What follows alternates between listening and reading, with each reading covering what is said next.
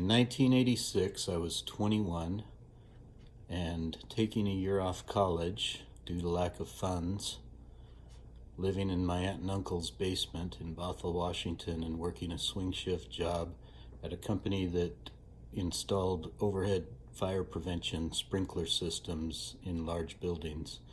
So I would fabricate the pipe. I would do a lot of work on a machine to thread the pipe and cut them to the proper lengths and get these big jobs ready to go out to large construction sites.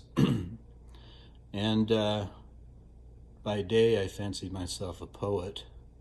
I would roam the streets of Seattle or ride my bike down the Burke-Gilman Trail from Bothell down to the U District in Seattle, which was a nice bike ride. Maybe go to the university bookstore. But one day I was sitting in my aunt and uncle's basement, and I had some scratch paper out, and I had in mind to write a poem about Amelia Earhart. So I started to scribble some lines on the paper about Amelia and thought about it,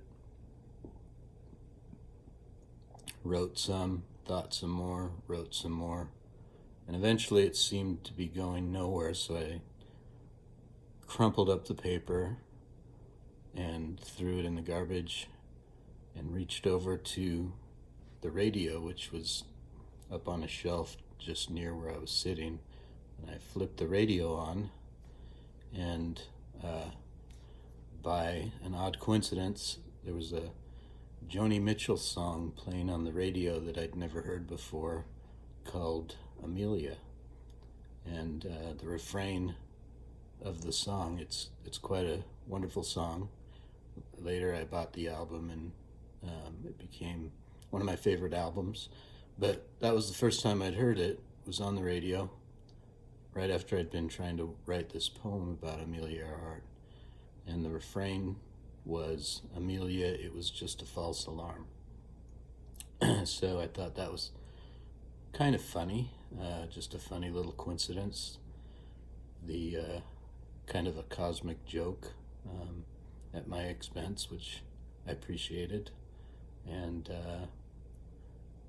so later on, I was writing a letter to a girl that I was interested in, Kayleen, back at college, and I told her about this, that I had this funny, coincidental, cosmic little joke played on me. And a couple days later, I got a letter back from Kayleen saying, I came home from a run, got the mail, went up to my room, put my Joni Mitchell album on the stereo, and opened your letter and read your account of the Amelia poem right after I had heard that same song on my record player.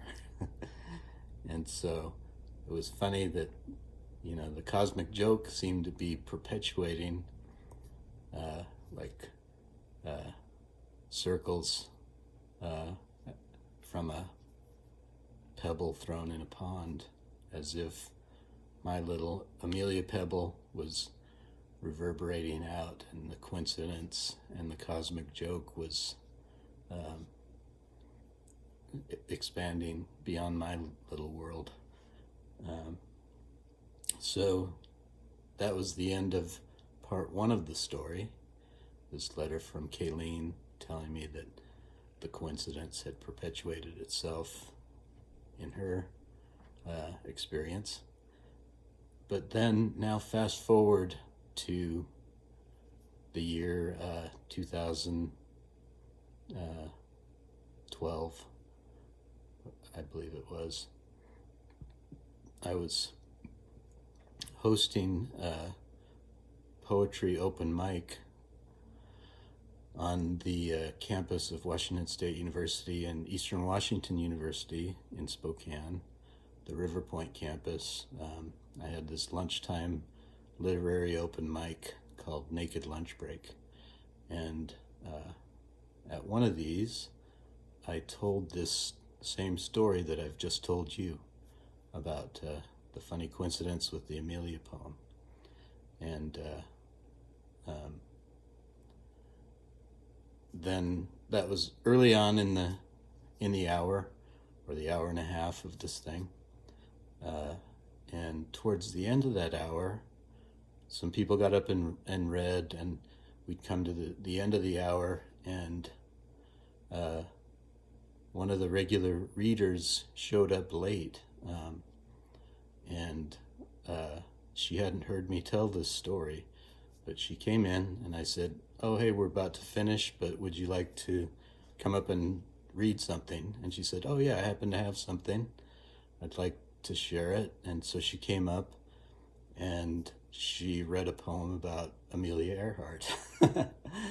So the Amelia effect, those ripples in the pond that started in 1986 reverberated all the way out to 2012 or thereabouts.